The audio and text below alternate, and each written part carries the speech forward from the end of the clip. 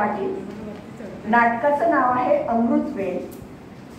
पात्र आहे नंदा, शेखर आणि दादा. मुंबई शहरातील 3 खोल्यांचा एक सुसज्ज ब्लॉक.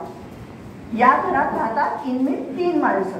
दादा म्हणजे घरातील कर्ते पुरुष, त्यांची पत्नी माई नी एकुलती एक मुलगी अलकनंदा. अलकनंदा 20 वर्षांची असून पदवीधर आहे. पडदा उघडतो तेव्हा अलकनंदाच्या बेडरूमचं दृश्य दिसतं. वेळ दिवे लागण्याची. ब्लॉक 3ऱ्या मजल्यावर असल्यामुळे रस्त्यावरील लॅम्प पोस्टचा वरचा भाग खिडकीतून दिसत आहे. खोलीत तसा अंधार आहे. उघड्या खिडकीतून रस्त्यावरील पावसाच्या सरी लॅम्प पोस्टच्या प्रकाशात चमकत आहेत. त्या खोलीत एक छोटासा बेड, एक टेबल, एक खुर्ची एवढंच फर्निचर आहे. समोर भिंतीवर शेखरचा वैमानिकाच्या वेशातला फोटो आहे.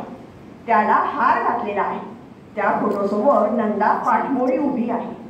तोच पूर्वी कधीतरी घडलेल्या प्रसंगातील संवाद ऐकू येऊ लागतात. शेखर, तुला आठवतं अशाच एका पावसाळी रात्री आपण दोघं बसलो होतो किनाऱ्यावर, पावसाच्या धुंद सरी अंगावर घेत. त्यावेळी साक्षीला चंद्र नव्हता, चिटपाखरू सुद्धा नव्हतं. होत्या फेसाळलेल्या लाटा आणि चोरून हितगुज ऐकणारा वारा. त्यावेळी तू मला विचारलंस, ईश्वर, मी काहीच विचारलं नाही. विचारलंस तू. मी असेलही, पण माझा प्रश्न मला आठवत नसला तरी तुझं उत्तर आठवतंय मला. खरंच ते उत्तर तुझ्या ओठातून आलं नव्हतं तरी ओठांनीच दिलं होतं. ईश्वर. नंदा, पाहिलंच पाखरांचा केवढा मोठा थवा आकाशाच्या रोखानं झेप घेतोय.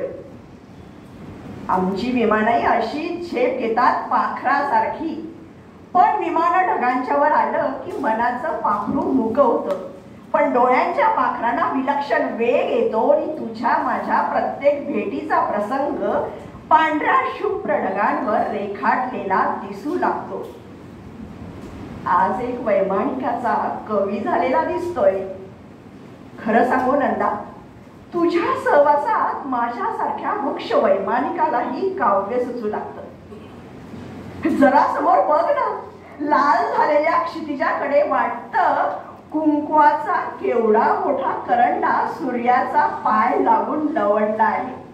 त्यातलं सारं कुंकू आभाळात सांडलं आहे. त्या सूर्याच्या नादानं लावलेलं तुला पृथ्वीचं प्रेमगीत ही कविता आठवते. तुझ्याच ओठातून त्याची पारायणं ऐकली आहेत. मी एकटा असतो विमाने ही कविता आठवते. वर सूर्य हसतो आहे, खाली पृथ्वी विसावली आहे, थकून वाट पाहून युगानुयुग. गंगा मागून चालली ही युगे, करावी किती भास्करा वंचना. किती काळ कक्षेत धावू तुझ्या मी, कितीदा करू प्रीतीची याचना. नंदा, आता फार वाट पाहावी लागणार नाही. लग्नाची तिथी ठरली आहे, पत्रिका छापायला गेल्या आहेत. त्याचा मसुदाही पाठ आहे. दाखव म्हणून. श्री मंगेश प्रसन्न. आमच्या येथे श्री कृपे करून आमची कन्या चिरंजीव सौभाग्यवती नंदा हिचा विवाह कॅप्टन शेखर यांच्या बरोबर. शेखर!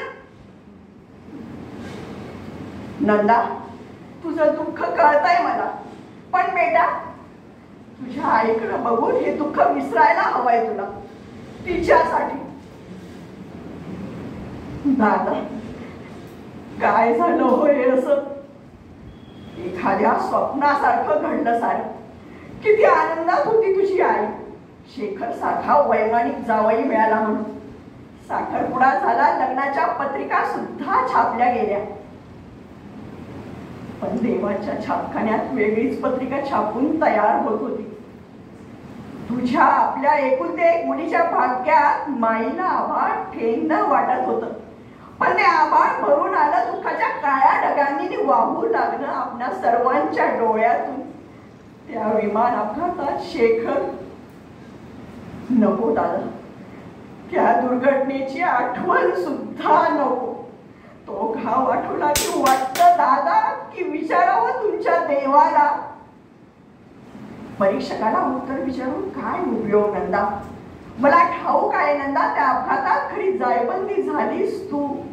तुझं बोलणं सरलं, हसणं रुसलं. गेले महिनाभर तर तू स्वतःला कोंडून घेतलंस या खोलीत दादा. पण आज महिनाभरात तू घराबाहेर पडलीस म्हणून किती आनंदात होतो माई आणि मी. पण तू परत आलीस ती अबोल होऊन. आई वडिलांना सुख देता येतं, होईला तसं दुःख कमी करता आलं असतं तर किती बरं झालं असतं.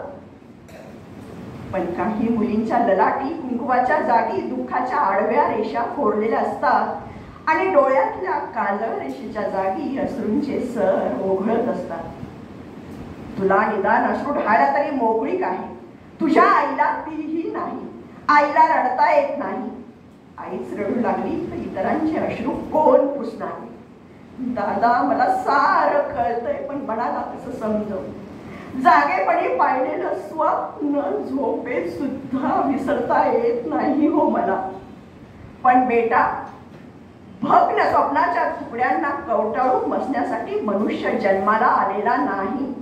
एखादं स्वप्न पाहणं, ते फुलवणं, ते सत्यसुटीत उतरावं म्हणून धडपडणं आणि दुर्दैवानं ते स्वप्न भंगलं तरी त्याच्या तुकड्यावर रक्ताळलेल्या पावलांनी दुसऱ्या स्वप्नामागं धावणं हा मानवी धर्म आहे.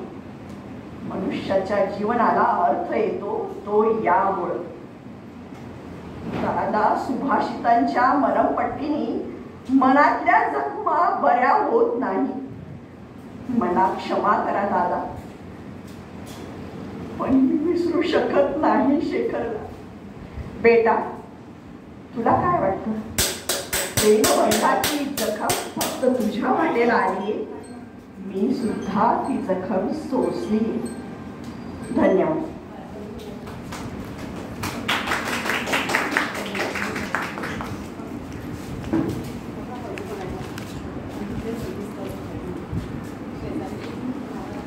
बंद कर.